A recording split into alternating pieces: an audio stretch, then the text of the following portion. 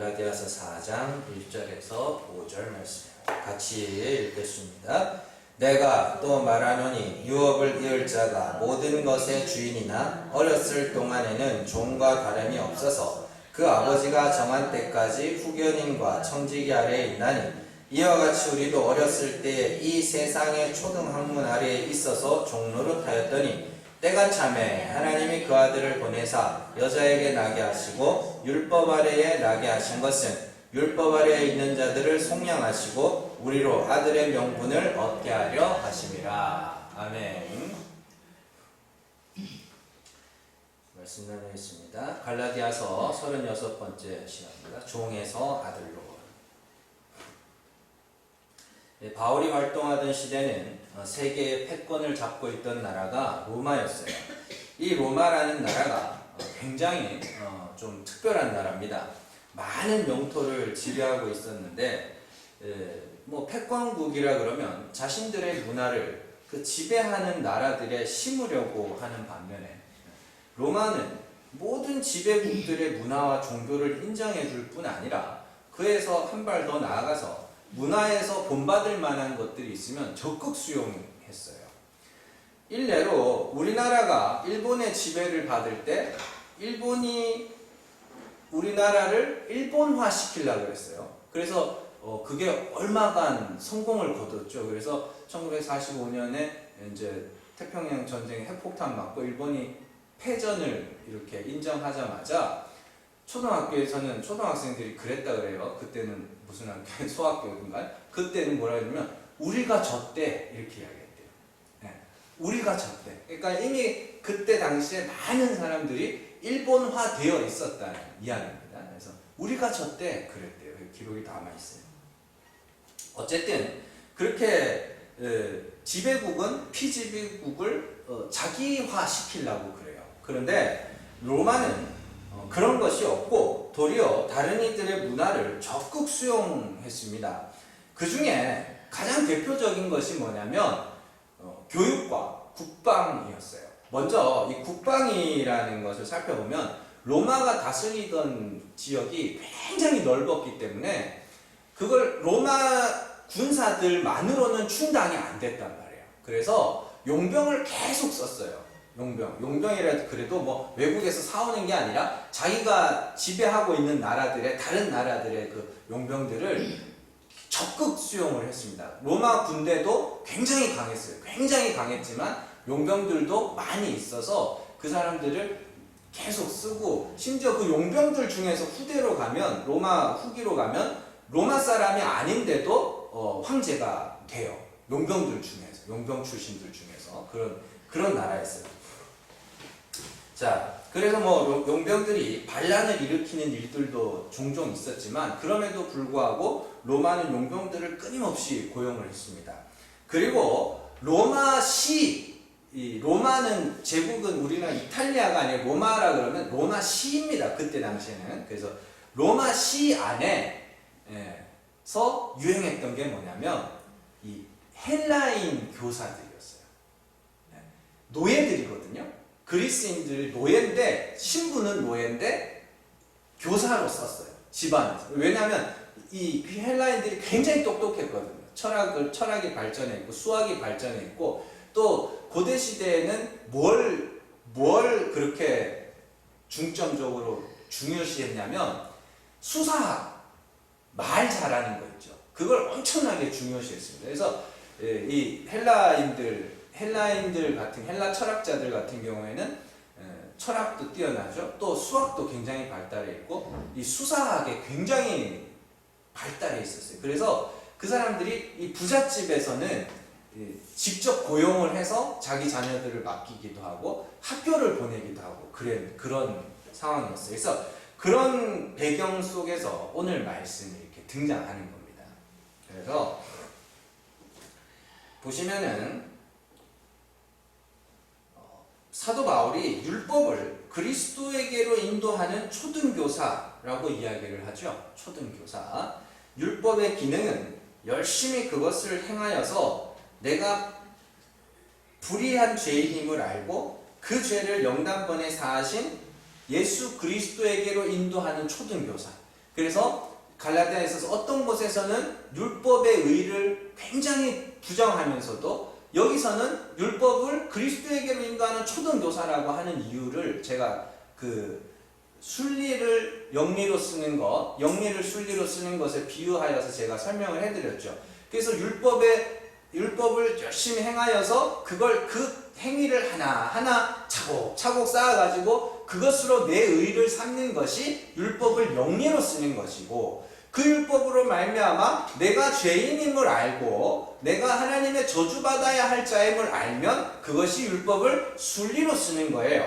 자, 그렇게 율법을 순리로 쓰면 그는 반드시 누구에게로 가게 되어 있냐면 그리스도에게로 가게 되어 있어요. 내가 죽어야 할 죄인임을 알기 때문에 그 죄를 대신하여 십자가에 오르셔서 영단번의 완전한 제사로 그 죄를 도말하여 버리신 예수 그리스도를 믿게 된다고요. 그런 의미에서 율법은 어때요? 좋은 거죠. 그래서 사도 바울이 로마서에서 뭐라 그랬어요? 내가 율법을 깨닫기 전에는 내가 살았고 죄는 내 안에서 죽었더니 율법을 깨닫고 났더니 죄가 살아나서 그 죄가 나를 죽였다라고 이야기하죠. 그러면 그 죄가 나를 죽였으니까 이제 뭘 보게 돼요? 생명 대신 그리스도를 보게 되는 거란 말입니다. 그게 율법의 순기능이에요. 그래서 사도 바울이 율법을 행하는 자가 되라, 듣기만 하는 자가 되지 말고 율법을 행하는 자가 되라는 말도 그 율법으로 네가 죄를 알고 그것으로 네가 죽은 자임을 알아라라는 뜻이에요. 그게 율법을 행하는 겁니다. 단지 율법대로 말씀대로 열심히 살아서 그것으로 내 의를 쌓는 것이 율법을 듣기만 하는 거예요. 자, 그렇게 율법은 그리스도께로 인도하는 초등교사로서 믿음이 올 때까지 필요한 것이죠. 그게 3장의 그 마지막 내용입니다. 자, 그래서 3장 25절에서 믿음이 온 후로는 우리가 더 이상 초등교사 아래에 있지 않다라는 말씀이 등장하는 거예요. 그리고 난 후에 그리스도에게로 인도된 자들, 다른 말로 율법이 그 기능을 다해서 우리를 죄인으로 고발해내고 그로 말미암아 그리스도를 통하여 죄사함을 받은 자들은 예수 그리스도 안에서 뭐가 돼요? 아들이 돼요. 아들이. 그리고 그 아들은 다른 말로 유업을 이을 자, 그걸 뭐라 그래요? 상속자, 이렇게 이야기하는 것입니다. 여기서 우리가 아주 중요한 내용을 다룰 건데요. 늘 땅 쳐다보지 마시고 잘 들으세요. 자, 초등교사는 종이죠. 후견인과 청지기도 종이죠. 오늘 말씀 잘 보세요. 내가 또 말하노니 유업을 이을 자가 모든 것의 주인이나 어렸을 동안에는 종과 다름이 없어서 그 아버지가 정한 때까지 후견인과 청지기 아래에 있나니, 이렇게 돼 있어요. 그러니까 후견인, 청지기, 초등교사, 이게 다 종이란 말이에요. 자, 그런데 잘 생각을 해보세요. 집 주인이 자신의 아들을 종에게 맡겼다고 해서 그 아들이 종이 되는 거예요? 아니죠. 잠시 필요에 의하여 그 종에게 맡겼을 뿐이에요. 아들이라는 신분은 변하지 않아요. 단지 종 아래에서 배우기 때문에 종처럼 보일 뿐이지, 종보다 못한 사람처럼 보일 뿐이지, 아들이라는 신분은 변하지 않는다는 소리입니다. 자, 그리고 종에게 가르침을 다 받고 나면 이제 아들이 되는데, 엄밀하게 말하면 아들이 되는 게 아니라 뭐예요? 본래의 신분을 회복하는 거죠. 무슨 말인지 아시겠어요? 잘 기억을 하셔야 돼요. 이게 아주 중요한 겁니다. 여러분들, 하나님을 언약의 하나님이라 그래요. 언약의 하나님. 하나님의 여러 가지 속성들 중에 언약의 하나님. 그래서 언약의 하나님을 뭐라 그래요? 여호와라 그래요. 모세에게 나타나서 내가 남들에게는 말 안 했는데 너한테 말해줄게. 난 여호와야. 언약의 하나님이야. 그 이야기죠. 자, 언약의 하나님이라는 말은 하나님이 약속하신 건 반드시 지키시는 분이라는 겁니다. 자, 성경에 여러 가지 언약의 말씀이 등장하고 그 언약이 성취된다는 것은 하나님이 반드시 약속하신 바를 이루시는 분이다 라는 것이죠. 자, 3장으로 한번 가보세요. 3장 15절에서 16절. 3장 15절에서 16절입니다. 같이 읽습니다. 형제들아, 내가 사람의 예대로 말하노니 사람의 언약이라도 정한 후에는 아무도 패하거나 더하거나 하지 못하느니라. 이 약속들은 아브라함과 그 자손에게 말씀하신 것인데 여럿을 가리켜 그 자손들이라 하지 아니하시고 오직 한 사람을 가리켜 네 자손이라 하셨으니 곧 그리스도라. 아멘. 하나님의 약속이 뭐냐?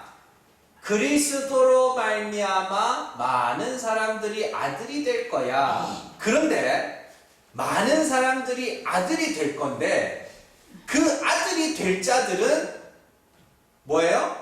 원래 아들이었어. 이렇게 가는 거예요. 뭔 말인지 어려우시죠? 예. 안 어려우세요? 쉬우세요? 이해하면 쉬운 건데 어려운 거예요. 사람들도 약속을 맺으면 더하거나 빼지 못하는데 하나님은 오죽하겠어? 이런 말이죠. 그런데 여기서 우리가 좀 더 깊이 들어가면 여러분들 종말이 창조를 앞서는 거 아세요? 종말이 창조를 앞서요. 제가 전에도 말씀드린 적이 있는데 그림을 그리는 화가의 머릿속에는 무엇을 그릴지 이미 그 머릿속에 들어있어야 됩니다. 그림을 못 그리는 사람들이나 이렇게 그리다가 이거 틀리고 이렇게 하지, 진짜 그림을 잘 그리는 화가의 머릿속에는 이미 그 완성된 그림이 들어있어요. 그리고 그 완성된 그림이 붓을 통하여서 하나하나 성취되어져 가는 거예요. 무슨 말인지 아시겠어요?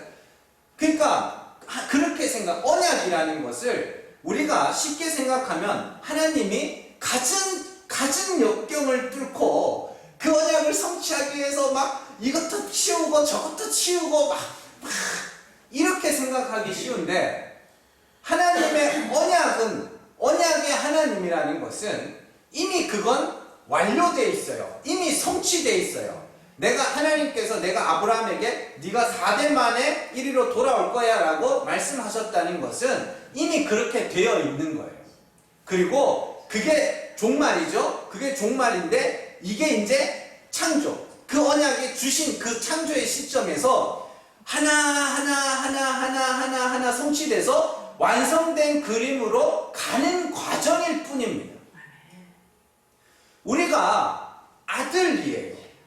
아들인데 그리스도로 말미암아 아들이 된 자들인데 원래 뭐였다는 소리예요? 원래 아들이었다는 소리예요. 다만 종의 과정을 거쳐서 아들이 되는 걸 뿐이에요. 자, 에베소서 1장에서 사도 바울이 굉장히 특별한 표현을 사용하죠. 에베소서 1장으로 한번 가보세요. 에베소서 1장 4절에서 5절. 에베소서 1장 4절에서 5절. 같이 읽습니다. 곧 창세전에 그리스도 안에서 우리를 택하사 우리로 사랑 안에서 그 앞에 거룩하고 흠이 없게 하시려고 그 기쁘신 뜻대로 우리를 예정하사 예수 그리스도로 말미암아 자기 아들들이 되게 하셨으니, 이렇게 되어 있습니다. 잘 보세요. 에베소서 1장에서 하나님께서 우리를 택하신 때가 언제라 그래요? 창세전이에요. 잘 보시면 창세전에 그리스도 안에서 우리를 택하사 쭉쭉쭉쭉 나오고 그리스도로 말미암아 자기 아들들이 되게 하셨나니, 창세전, 곧 우리가 나기도 전에 하나님께서 우리를 택하셨다는 것은 그때 이미 우리가 있었다 없었다? 있었다는 소리예요. 네, 있었다는 소리예요. 그 영원한 하나님 나라가 이미 있다는 소리예요. 잘 기억을 하셔야 됩니다. 그리고 하나님께서 그러면 그 천국에서 이 땅으로 우리를 던지신 이유가 뭐예요? 네가 어떻게 내 아들이 됐는지를 배우고 와. 예, 뭔 말인지 아시겠어요? 네가 어떻게 내 아들이 됐는지를 배우고 와. 많은 철학자들이 사람은 어디서부터 와서 어디로 가는가에 대하여 지금도 질문하고 있습니다. 사람은 어디로부터 와서 어디로 가는 걸까? 그리고 죽음 그 이후에는 뭘까? 그거를 잘 고민하는데 하다가 도저히 답이 안 나오거든요. 그러니까 겨우 기댄 게 뭐냐면 진화론. 우리의 시작? 생물학적으로 아버지의 그 남자의 정자와 여자의 난자가 만나서 겨우 그렇게. 그럼 그 정자는 어디서 왔냐고요? 응? 옛날에는 정자가 제일 먼저 도착한 정자가 난자와 합의를 한다고 그렇게 그러다가 이제는 더 달라졌죠. 많은 정자가 막 와도 난자가요 택한 자만 받아내요. 택한 자만. 그러면은 그 정자가 수십억 마리라는데, 수억 마리인가요? 수억 마리라는데, 그러면 누가 택하요? 난자는 무슨 기준으로 택하였을까요? 걔가 눈이 달렸나? 정말로 여러분들, 과학자들 중에 나는 신이 없다고 말한다는 사람들은 진짜 어설픈. 정말 깊이 있게 연구해 본 사람들은 모든 과학은 모르겠다로 끝나요. 왜냐하면 인간은 원자를 연구하기에는 너무 크고 우주를 연구하기에는 너무 작은 존재라 파고 들어가 보면 결국에는 모르겠다로 끝나요. 우주도 천체망원경을 막 엄청나게 비싼 천체망원경을 갖고 계속 봐도 이것도 보고 저것도 발견하고 계속 발견하긴 하는데 결국에는 모르겠다예요. 그래서 자살률이 제일 높은 과학자가 천체학자라잖아요. 도저히 끝이 안 보이니까 뭐가 이렇게 하면은 끝이 보여야 되는데 끝이 없는 거예요. 자, 어쨌든 인간들은 늘 고민했어요. 어디로부터 와서 어디로 가는가? 여러분들은 어디로부터 와서 어디로 가고 계신가요? 여러분들, 우리는 누군가에 의해서 이 땅에 던져졌고 또한 원래 있던 그 자리로 돌아가는 겁니다. 그러면 우리를 이 인생 속에 던진 그 누군가가 의미 없이 던졌겠어요? 아니죠. 어떤 목적을 갖고 이 세상에 이렇게 던졌을 거 아닙니까? 그러면 우리 인생의 목적은 뭐냐면 우리를 던지신 그의 목적이 곧 우리의 인생의 목적이에요. 우리를 이 땅에 나게 하신 이의 목적이 우리의 목적이 존재의 목적이라니까요. 우리는 이런 생각들을 잘 해야 돼요. 오늘 성경이 그 이야기를 해주고 있어요. 그거에 대한 답을 너무 간단하게 해주고 있어요. 그래서 오늘날 이 교회들이 너무 이 사도 바울이 내가 뭐라 그러죠? 내가 진짜 눈물을 흘리면서 너희한테 말한다. 너희의 시민권은 하늘에 있다. 땅의 것을 생각하지 말라. 이런 이야기가 뭐냐면 이 땅의 삶에 너무 집착하지 말라는 거예요. 우리는 창세 전에 택함 받아서 이 역사 속에 던져졌고 다시 그 자리로 돌아갈 건데 왜 여기에만 자꾸 그걸 하고 있냐는 거예요. 근데 진화론이라는 이 저주받은 학설이 온 세상을 집어삼켜서 이 땅에 있는 동안 잘 먹고 잘 살고 죽으면 소멸이에요. 그들에게 있어서. 죽으면 소멸이기 때문에 그냥 모든 것을 이 땅에 초점을 맞추고 있어요. 그래서 교회 안에서도 그 진화론이 이미 틈타서 들어왔어요. 어떻게 해요? 이 땅의 삶, 이 땅의 복, 이 세상을 하나님 나라로 만들자. 그게 다 거기에서 연루된 거예요. 다 연결이 돼 있는 거라니까. 이 땅이 하나님 나라가 될 수 없어요. 잠깐 맛볼 수는 있어도 이 땅은 하나님 나라가 될 수 없어요. 왜요? 공중권세 잡은 자가 누구예요? 마귀거든요. 공중권세 잡은 자가 마귀인데 어떻게 그 마귀 아래에서 우리가 천국을 살 수가 있냐고요. 그러면 이 땅이 그러면 천국으로 됐다고 칩시다. 그들의 주장대로. 가고 싶겠어요, 거기? 네? 때려 죽여도 안 가지?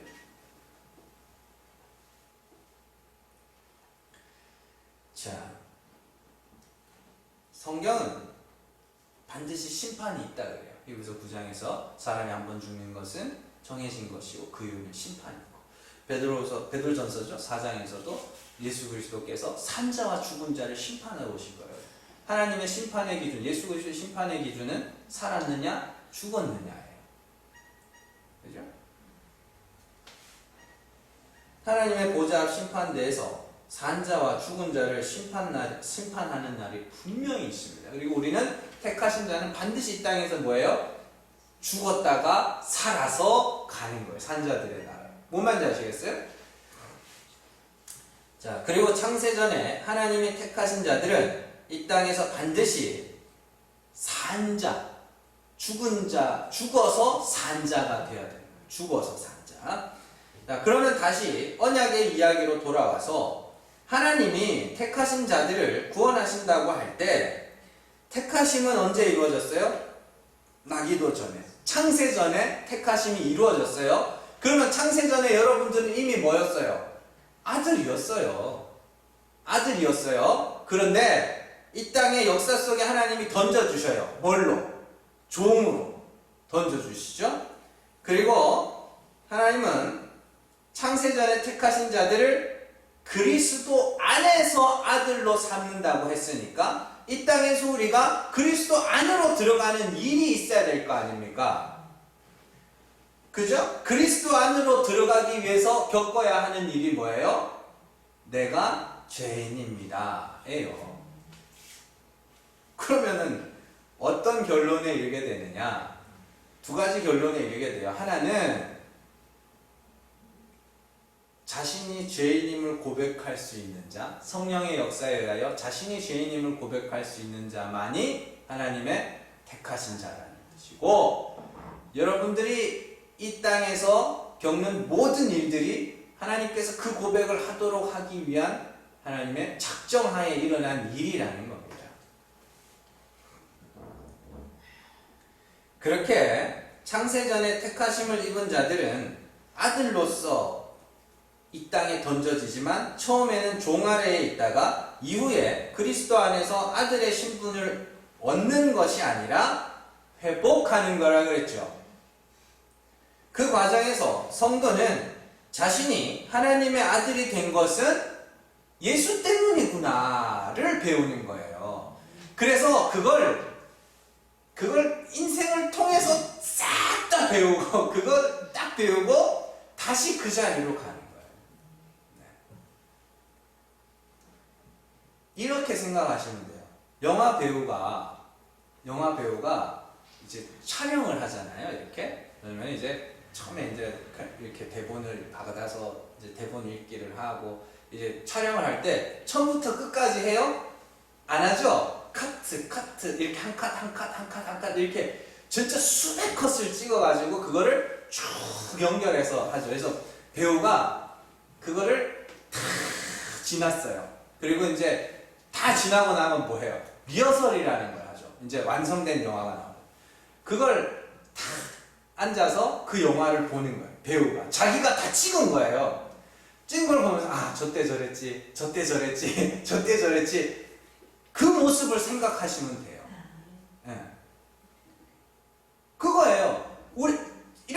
진짜로 이렇게 오해하지 말고 그러세요. 천국에서 지금 나를 보는 거예요.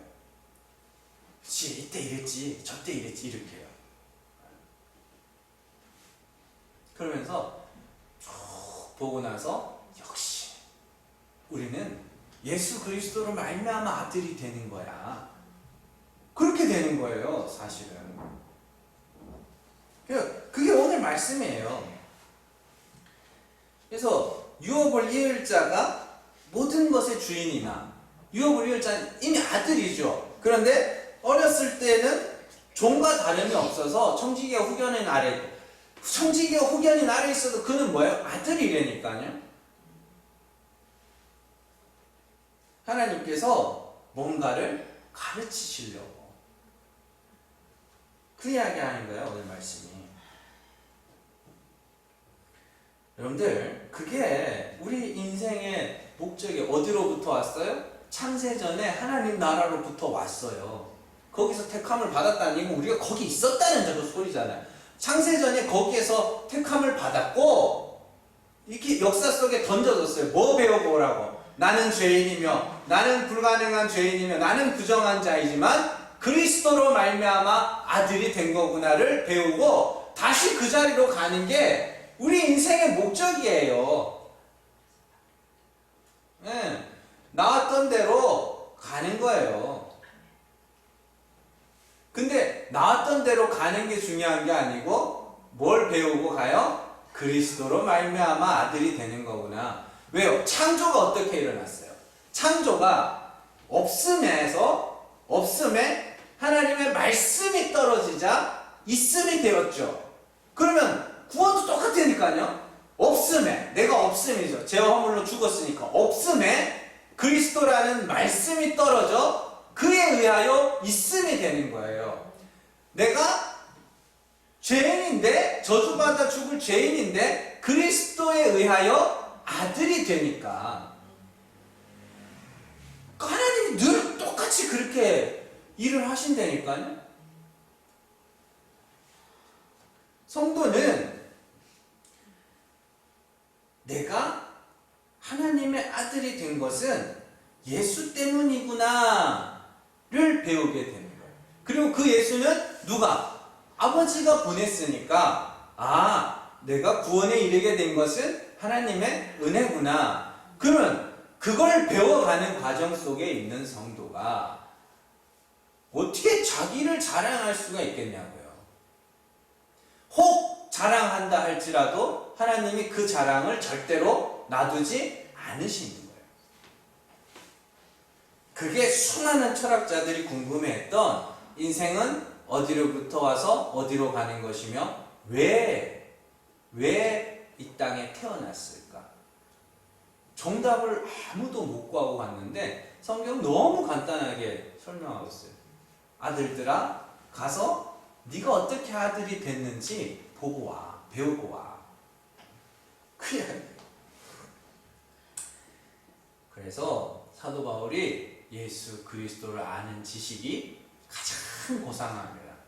사도 바울은 철학자들하고도 대화가 됐던 사람이죠. 사도행전에 보면은 철학자들하고도 대화가 됐던 사람이고 유대인들하고도 대화가 됐던 사람이에요. 굉장히 똑똑한 사람입니다. 근데 그 모든 지식을 다 뭐했냐면 버렸어요. 왜요? 그리스도를 아는 지식이 제일 고상하구나. 그리스도를 아는 지식이니까 예수님이 유대 땅 베들레헴에 태어나서 날 때 이런 지식이 아니라 그리스도로 말미암아 하나님의 아들이 된다는 그게 뭔지를 알고 나니까 이 세상의 것이 너무 하찮구나. 너무 하찮구나. 그들의 이 세상의 지혜라고 하는 오늘 말씀이 나오는 그 초등학문이거든요. 그게 이 세상의 지식이라는 게 너무 하찮구나라는 걸 알게 돼버린 거예요. 그게 그리스도를 아는 지식이 가장 고상하다. 오늘 말씀은 그 이야기입니다. 1절에서 바울은 유업을 이을 자는 모든 것의 주인이지만 이미 모든 것의 주인이지만 어릴 때에는 후견인과 청지기 아래에서 종과 다름없이 생활하게 된다라고 합니다. 그렇죠? 아들은 나면서부터 아들이에요. 잠시 종 아래에 있다고 해도 그 신분은 변할 수가 없습니다. 그런데 그 아버지가 아들을 종 아래에 두신 이유가 있을 거 아닙니까? 왜 종 아래에 둔다고요? 율법 아래에서 내가 죄인이구나를 배우는 거예요. 그게 율법이 초등교사가 되어 우리를 그리스도에게로 인도하는 초등교사로서의 역할을 하는 거니까. 그게 종 아래. 그리고 여기서 율법이라 하지 않고 오늘 말씀에서는 뭐라 그래요? 초등학문이라 되어 있습니다. 거기 각주 달려있죠, 여러분들. 그죠? 스토리 헤이아에서 고대의 우주관과 운명론 등 뭐 이렇게 되어 있죠. 그게 뭐냐면 이 세상 지식 전체를 이야기해요. 세상 철학과 초등학문이라고 할 때 그 지식들. 그것들도 다 우리가 그 아래에서 살았다는 거예요. 그러면 그런 지식들이 다 뭐에 대한 이야기예요? 사람에 대한 이야기예요. 어떻게 살아라, 어떻게 살아라. 전부 그 이야기란 말입니다. 세상 철학이 전부 그 이야기 아니에요? 쉽게 설명하면 어떻게 하면 행복하게 살 수 있을까거든요. 세상 철학은. 그래서 철학의 시작이라고 하는 이 탈레스라는 사람이 만물의 근원이 어디에 있느냐, 거기에서 질문을 한 거예요. 그러면 왜 만물의 근원을 왜 찾을까요? 만물의 근원을. 탈레스가 만물의 근원을 불이라 그랬나요? 물이라 그랬나요? 불일 거야. 왜 그럴 거예요? 그게 만물의 근원이면 내가 그렇게 살면 되겠네. 누군가가 만물의 근원이 불이라고 했을 때 내가 불같이 살면 행복하겠네. 누가 만물의 근원이 물이라고 했을 때 내가 물처럼 살면 행복하겠네. 그게 동양 철학 아닙니까? 그죠? 물처럼 이렇게 흘러가는 대로 그렇게 살면 돼. 불처럼 막 열정적으로 다 그런 거예요. 그런데 그런 모든 세상 초등학문과 율법 아래에서 나게 하신 이유가 있다는 거예요. 그 뒤에 나와요. 보세요. 4절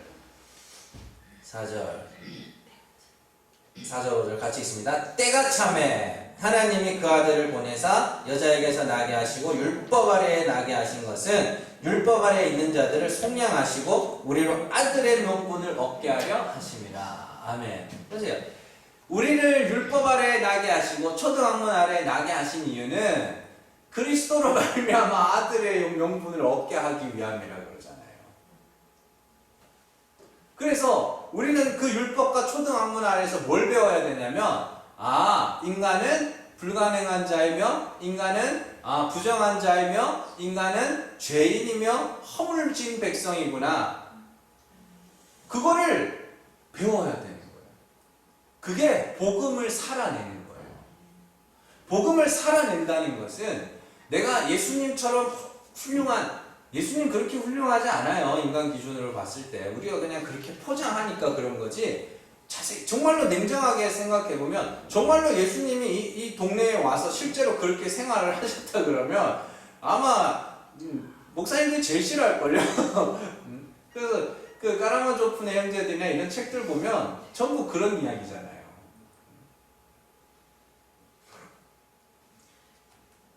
율법 아래에서 우리는 내가 죄인이구나. 나는 저주받을 자구나. 그걸 배우고 그런데 그 예수가 내 죄를 대신 죽어주셔서 내가 그를 믿음으로 하나님의 아들이 되는구나. 그러면 이제 예수를 믿었어요. 그럼 이제 아들이 됐잖아요. 그러면 뭘 배워야 돼요? 그 다음부터는 진짜 그거 아니면 안 되네를 배우는 거예요. 평생 배우는 거라고요. 이미 아들이 된 자들이. 정말로 여러분들이 많은 신앙생활을 거쳐서 정말 마지막 순간에 해야 되는 고백은 뭐냐? 예수 아니면 나는 지옥에 떨어질 뻔한 그런 자구나. 그걸 배워야 된다니까요. 자, 특별히 오늘 말씀에서 여러분들이 오해하기 쉬운 게 3절 4절을 보시면 이와 같이 우리도 어렸을 때 이 세상의 초등학문 아래에서 종노릇하였더니 때가 참에 하나님이 그 아들을 보내서 이렇게 돼 있죠. 이거를 BC와 AD를 가르는 그 무렵에 예수님이 태어나셔서 그 때가 참에 단순히 그 이야기가 아니에요. 여러분들이 종 아래에서 종노릇하다가 이제 그 때가 차면 어느 때가 찼을 때 그리스도를 여러분들에게 보내신다는 이야기예요. 그걸 앞에서 뭐라 그래요? 믿음이 오면 이렇게 돼요. 25절 한번 보세요. 3장 25절 같이 읽습니다. 믿음이 온 후로는 우리가 초등교사 아래에 있지 아니하도다. 이 이야기죠. 때가 참여라는 게 언제, 그러면 그 때가 언제냔 말이에요. 율법으로 말미암아 내가 죄인이구나를 알았을 때, 그때가 때가 차면 예수가 여러분들 안에 온다는 소리예요. 그때가, 그걸 뭐라 그래? 성령이 역사할 때라고 이야기를 하는 거란 말입니다. 아니 뭐 이거는 상식적으로 생각해봐도 너무 쉽지 않아요? 저는 1978년에 태어났습니다. 그러면 그때는 이미 뭐예요? 연도별로 계산하면 그때는 이미 뭐예요? 은혜의 때, 믿음의 때네요. 그럼 뭐 종이 돼본 적이 없는데 그 아들이 되는 게 무슨 복이라도. 그런 이야기 아니에요. 성도는 믿음의 때가 있고, 율법의 때가 있고, 종의 때가 있고, 아들의 때가 있단 말입니다. 그러면 종의 때가 언제냐? 율법 아래에서, 초등학문 아래에서 내가 의로워지기 위해서. 지금 세상이 다 그렇게 살고 있어요. 내가 착한 사람이 되고, 내가 의로운 사람이 되고, 내가 경건한 사람이 되고, 내가 거룩한 사람이 되기 위해서, 내가 특별한 존재가 되기 위해서 그렇게 살아가는데, 그게 종이었을 때거든요. 초등학문 아래, 율법 아래 있을 때거든요. 그런데 성령이 어느 순간 역사해요. 이상하다. 나 보이지 않던 내 죄가 점점 보이기 시작해요. 보이지 않던 게 점점 보이기 시작해요. 보이지 않던 내 죄가 점점 보이기 시작하고, 보이지 않던 허물들이 점점 보이기 시작하고, 그것을 덮으려고 남 탓하고 핑계대는 그 가증한 모습들도 보게 되고, 내가 내 자랑으로 마음으로 갖고 있던 그 많은 선행들마저도 그것이 결국엔 내 자랑과 내 유익을 위하였다는 것을 알게 되고 보게 되고, 그러면서 하나하나 담아내기 아니고 뭐죠? 담아내기, 양파 껍데기 까지듯이 하나하나 까지고 나서 보니까 이건 죽어마땅한 죄입니다. 그때가 찬 거예요. 그때 비로소 예수가 여러분들한테 보이면, 그러면 여러분들은 그때가 뭐예요? 아들이 된 거예요. 정확하게 말하면 아들의 신분을 회복한 거죠. 그러면 이제 뭐예요? 아들이 되었으니까 이 땅에서 뭐예요? 그 아들을 전하는 거예요.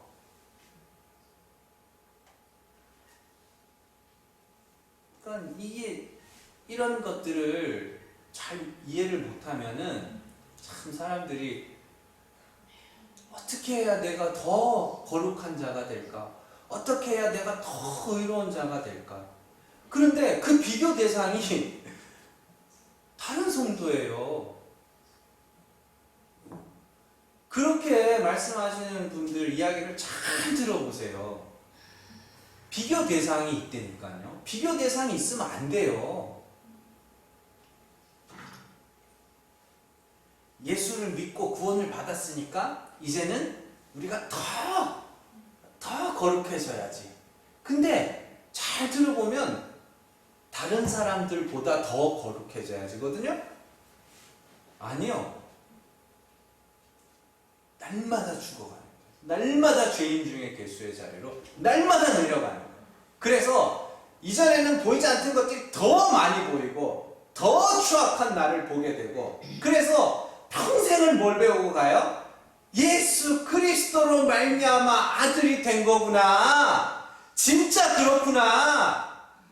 그걸 배우고 다시 창세전 나를 보냈던 그 자리로 가서 하나님 잘 배우고 왔습니다. 잘 배우고 왔습니다. 그리스도로 말미암아 아들이 된 거였네요. 그런 이야기.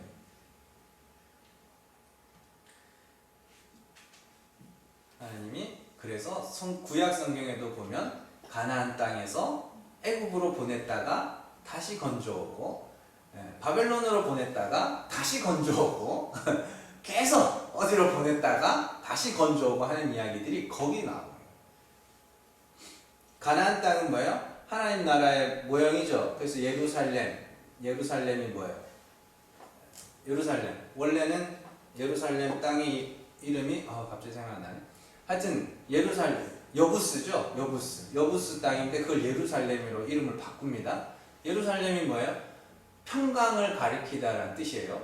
어쨌든 그 예루살렘 땅에서 자꾸 딴 데로 보내요. 보냈다가 다시 데려올 거야. 보냈다가 다시. 여기는 약속의 땅이죠. 하나님 나라의 모형입니다. 하나님 나라에서 어떤 이들이 세상으로, 애국으로, 바벨론으로 보내져요. 그리고 거기서 건져와요. 그리고 뭘 하냐면 뭘 배우고 왔어? 천국에서 하나님 나라, 영원한 하나님 나라에서 택하신 자들 하나님이 보내셔요. 그리고 이 바벨론 땅에서, 이 세상에서 뭔가를 배우게 하셔요. 그리고 다시 뭐 배우고 왔어?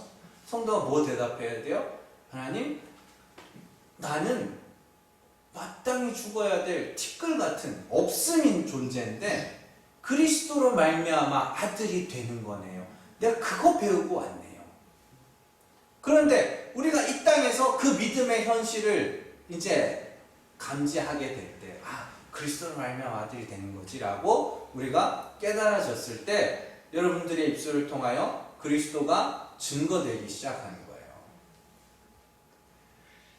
저는 이렇게 지식을 전하지만 여러분들 안에 성령이 그 일들을 이루어내시기를 주님의 이름으로 축원합니다.